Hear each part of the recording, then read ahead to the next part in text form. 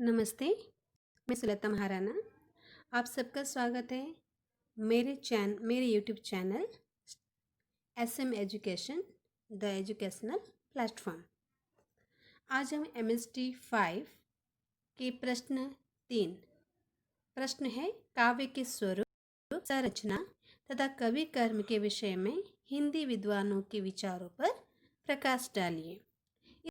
इस उत्तर को हम समझेंगे। तो ये प्रश्न जरूरी आपके समझ में आएगी और परीक्षा के लिए आपको लाभदायक होगी। उत्तर है कि समय तो गतिशील है। गतिशील अर्थात समय चलती रहती है, वो तो कभी रुकती नहीं है। परिवर्तन का नियम है। समय अगर परिवर्तित यानी गतिशील ना होता तो वहीं ठहर जाते सब कुछ। तो परिवर्तन जीवन का नियम है। एक युग के बाद दूसरा युग आता है और पुरातनता की निर्मुख प्रकृति एक पल भी नहीं सहती। युग की स्थितियां यानी जिस युग में जो स्थिति होगी समाज की, परिवेश, परिस्थितियां, जीवन पद्धति का प्रभाव संजक साहित्यकार के हृदय मस्तिष्क पर पड़ता है। अतः उसके कवि कर्म में भी बदलाव आता है।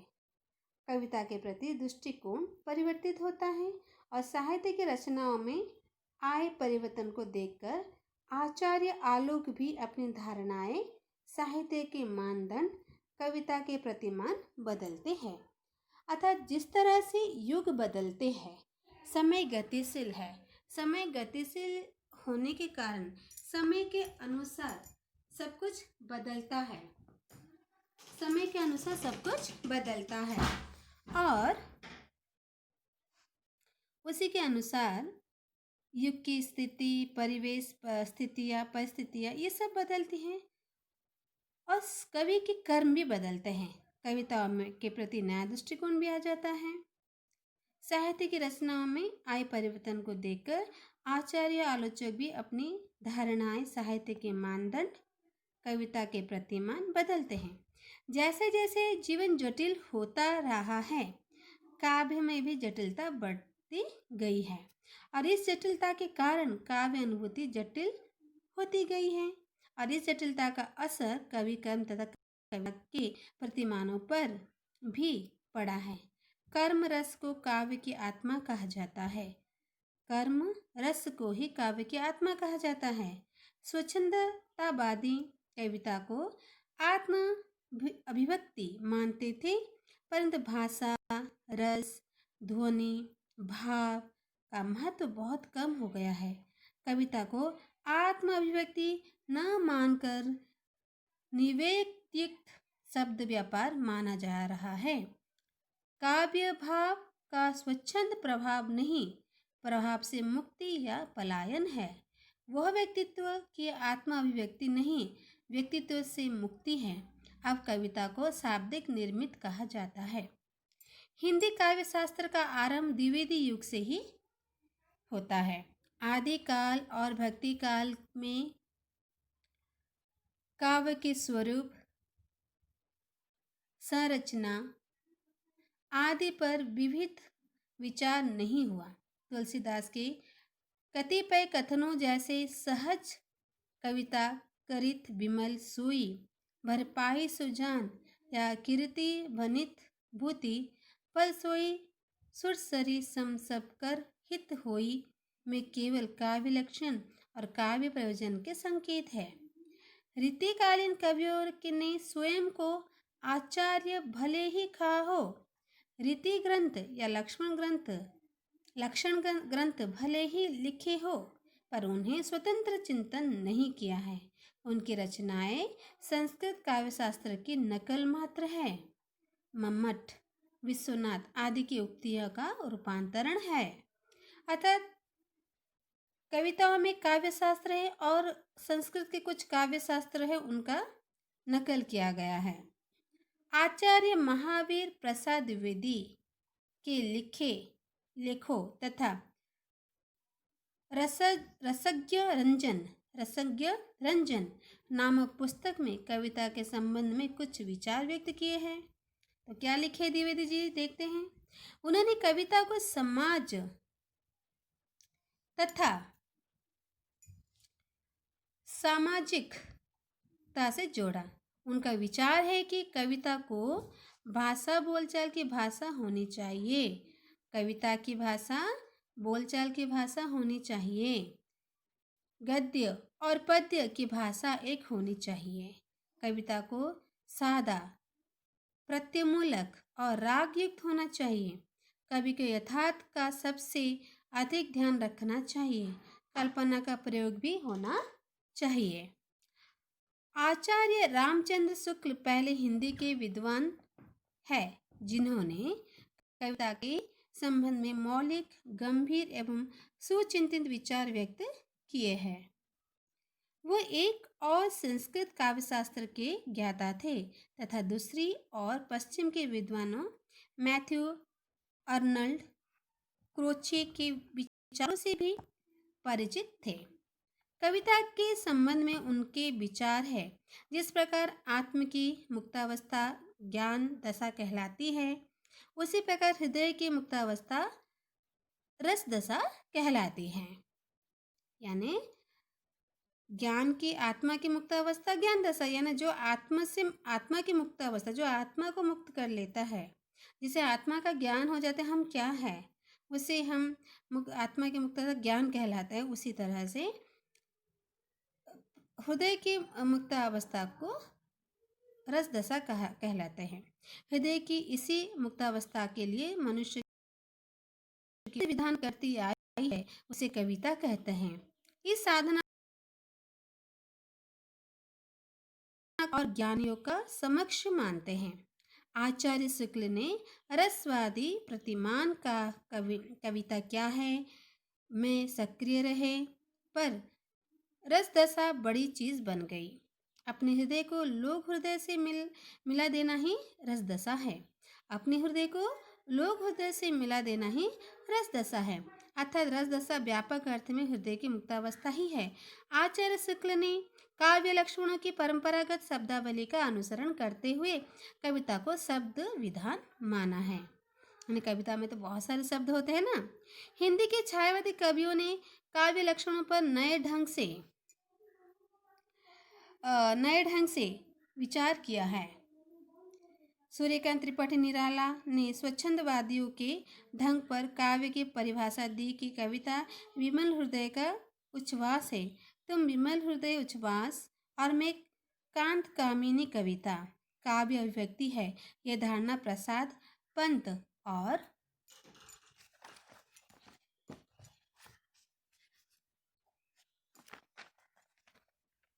और महादेवी भी व्यक्त करते हैं। जयशंकर प्रसाद ने काव्य को आत्मा की संकल्पनात्मक अनुभूति कहा है। प्रसाद जी की प्रसिद्धि काव्य परिभाषा है। काव्य आत्मा के संकल्पनात्मक संबंध विश्लेषण या विज्ञान से नहीं है। वो एक श्रेयमयी प्रेय रचनात्मक ज्ञान धारा है।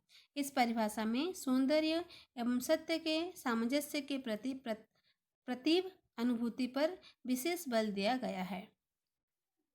छायावाद के कवि आलोचकों ने पश्चिम को पढ़ा समझा था, पर वे नकल में प्रवृत्त नहीं हुए।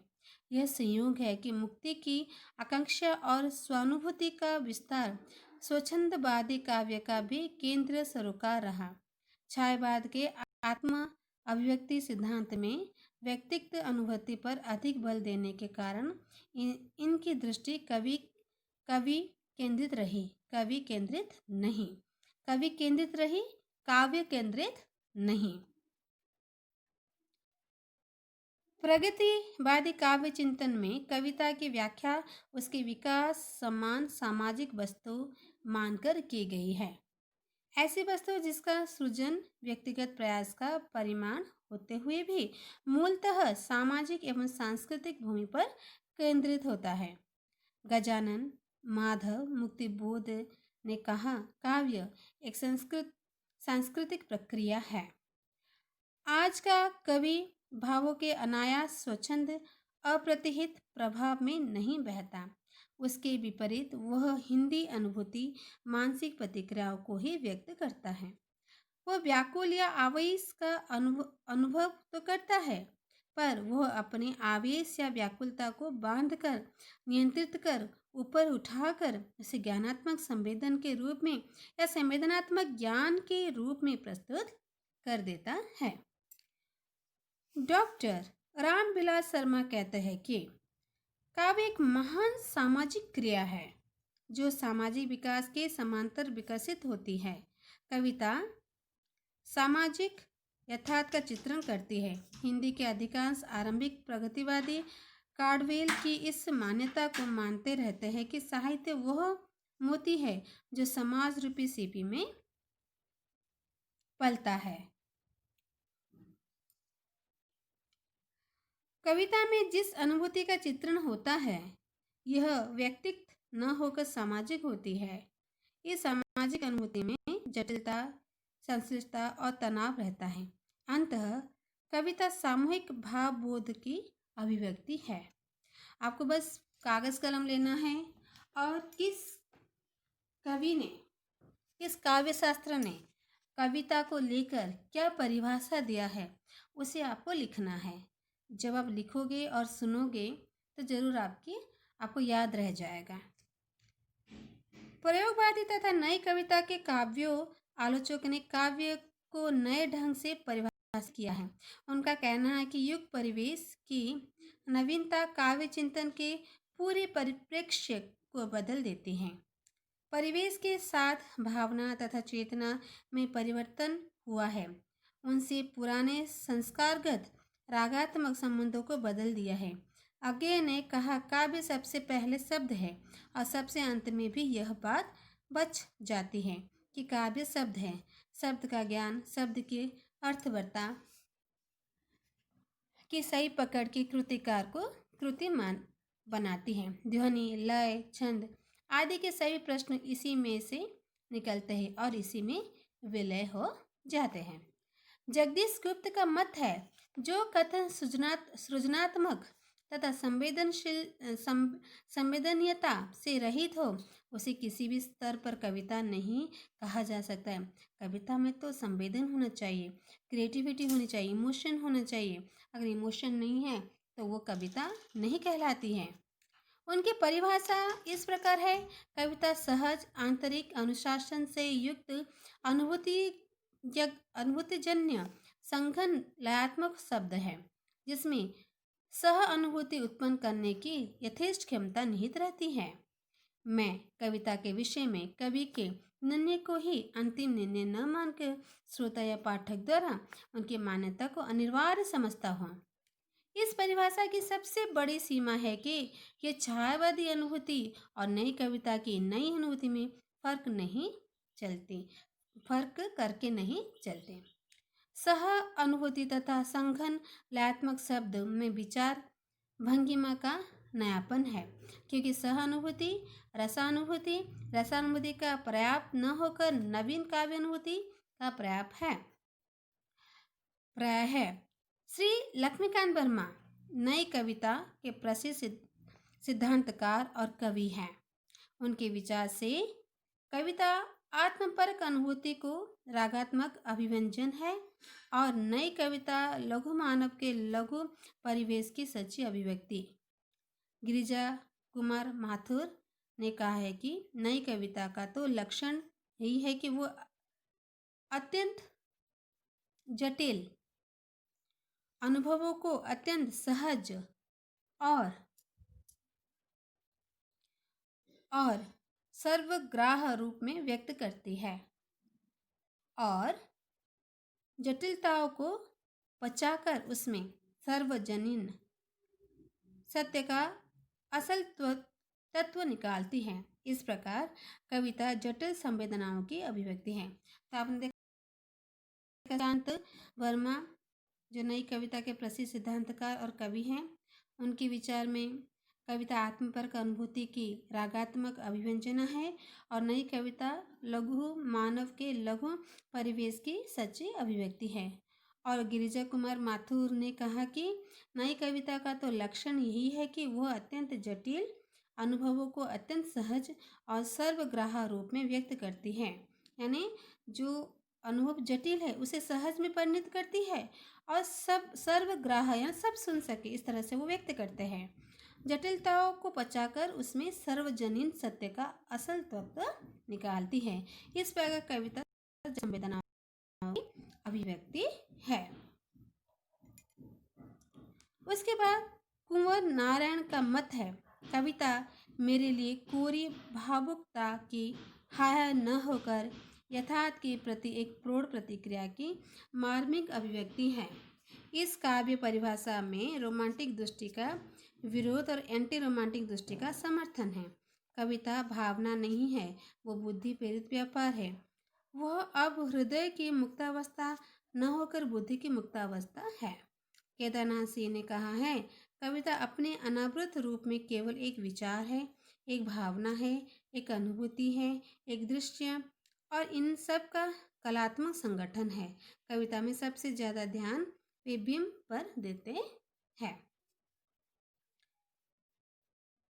विजयदेव नारायण शाही ने कविता को कवि भावनाओं तथा परिवेशगत संघर्ष की उपज माना। नए परिवेश के कारण अनुभूति की जटिलता और संवेदनात्मक उलझावों का समावेश बढ़ा हुआ है और यही आज की कविता का मूल आंतरिक तत्व है। शाही मानते हैं कि नई कविता अभिव्यक्ति नहीं है, निर्मित है। वो भाव तरंग की संरचना में बदल देती है, जैसे हीरे को क्रिस्टल में बदला जाता है। टी.एस. इलियट तथा आई.ए. रिचर्ड के काव्य चिंतन में नई समीक्षा के बीज हैं। न्यू क्रिटिसिज्म ने माना है कि कविता एक शाब्दिक निर्मित है, वर्बल आइकॉन है, इसलिए काव्य भाषा को आधार बनाकर कविता पर विचार हुआ। नई समीक्षा के चिंतन का केंद्र कवि नहीं है, कविता है। कविता की पाठ विश्लेषण प्रक्रिया है, काव्य भाषा है, कलाकृति है। हिंदी आलोचना में न्यू क्रिटिसिज्म को पुरोधा है। अज्ञेय कौन है? अज्ञेय। उन्हें अपने अनेक लेखों कविता में यह बात बार बार दोहराई है कि काव्य शब्द है, शब्द का संस्कार ही कृतिकार को कृति बनाता है। आज की कविता में अनुभूति का महत्व जो स्वीकार किया गया है, परंतु उसका अर्थ परंपरागत नहीं है। आज की कविता में जो स्वीकार किया गया है परंतु उसका अर्थ परंपरागत नहीं है, वो छायावादी काव्य की अनुभूति से भिन्न है। साथ ही आज कविता को शाब्दिक संरचना माना जा रहा है। उसे निर्वैयक्तिक शब्द व्यापार कहा जाता है। वो रोमानी भावबोध का निषेध करती हैं। आज वो हृदय की मुक्तावस्था न होकर बुद्धि प्रेरित है। उसे भाव के साथ विचारों का भी महत्व होता है। आज माना जाता है कि कविता पाठक को रिझाती नहीं है, रमणीय अर्थ का प्रतिपादन नहीं करती, वो पाठक के मन को प्रश्नानुकूलित बनाती है, खिंचाती है, हमारा चैन भंग करती है। उसमें शब्द और अर्थ का तनाव होता है। यह तनाव नए अर्थ, सौंदर्य और अर्थ संदर्भ को जन्म देता है। वस्तु और रूप के बीच पाठकों हमने यह जाना कि हमने ये जो आज हमने ये प्रश्न 3 को हमने यहाँ पर पढ़ा। प्रश्न था कि काव्य के स्वरूप, संरचना तथा कवि कर्म के विषय में हिंदी विद्वानों के विचार का प्रकाश करो। तो हमने यहाँ पर कविता क्या है, समय के साथ कैसे बदलती है, फिर किस युग में क्या हुआ था, फिर हमने द्विवेदी युग के बारे में पढ़ा। आचार्य महावीर प्रसाद द्विवेदी, उनका मत क्या था। रामचंद्र शुक्ल, उनका मत क्या था। सूर्यकांत त्रिपाठी निराला, उनका मत क्या था। फिर हमने महादेवी वर्मा के बारे में जाना, उनका मत क्या है। जयशंकर प्रसाद, वो काव्य को आत्मा की संकल्पात्मक अनुभूति कहते हैं। फिर हमने डॉक्टर रामविलास शर्मा के अनुसार क्या है कविता, फिर जगदीश चंद्रगुप्त ने क्या विश्लेषण दिया है, फिर श्री लक्ष्मीकांत वर्मा ने क्या विश्लेषण दिया है, गिरिजा कुमार माथुर जी ने क्या कहा है, कुंवर नारायण जी का क्या मत है, और विजयदेव नारायण शाही जी का क्या मत है, और टी एस एलियट तथा आई एस रिचर्ड का क्या मत है। तो ये सब चीज़ें हमने जाना कि काव्य पहले क्या था, अब क्या है, अब किस प्रकार बन गया है, और किसने क्या मत दिया है। इस सबको जानने के लिए पाठकों आपको ये करना पड़ेगा कि आप कलम और कागज़ पकड़िए, हर किसी कवि का या काव्य शास्त्र का नाम लिखिए, उन्होंने क्या मत दिया है उसे लिखिए, थोड़ा सा पढ़िए, ज़रूर आपको याद रह जाएगा। आप अपनी भाषा में खुद लिख सकते हो और MST 5 में अच्छे अंक प्राप्त कर सकते हो। तो आप सबको धन्यवाद। ज़रूर आपको MST 5 अगर आपके काम में आए, आप इसे पढ़ के परीक्षा में काम में लगा सकते हो, तो आप मेरे channel SM education the educational platform को सब्सक्राइब, लाइक, कमेंट, शेयर और बेल आइकन को प्रेस कीजिए। धीरे धीरे इसे पढ़ के आपके पास एक एक प्रश्न के उत्तर, क्वेश्चन आंसर आपके पास भेज दूंगी, जिससे आप कोई परीक्षा के लिए तैयार होने के लिए समय बचेगा। आप कहीं भी सुन सकते हो, पढ़ सकते हो, लिख सकते हो। इसलिए मैंने इस प्रश्न के उत्तर को भी आपको फ़ोटो की तरह दे दी हूँ, आप इसे पॉज करके लिख सकते हो। तो आप इसे पढ़िए, लिखिए, अपनी परीक्षा की अच्छी तैयारी कीजिए और मेरे चैनल को ज़रूर सब्सक्राइब, लाइक और कमेंट और शेयर कीजिए, क्योंकि 28 दिन हो गए और मैं अब तक 100 सब्सक्राइबर नहीं हुए हैं। तो शायद मेरी कहीं कमी रह जा रही हो। अगर कहीं कमी है तो प्लीज़ मुझे कमेंट करके बताइए, मैं ज़रूर इसे सुधारूँगी। और इस बार मेरा गोल है आप 100 सब्सक्राइब ज़रूर कर दीजिए। धन्यवाद।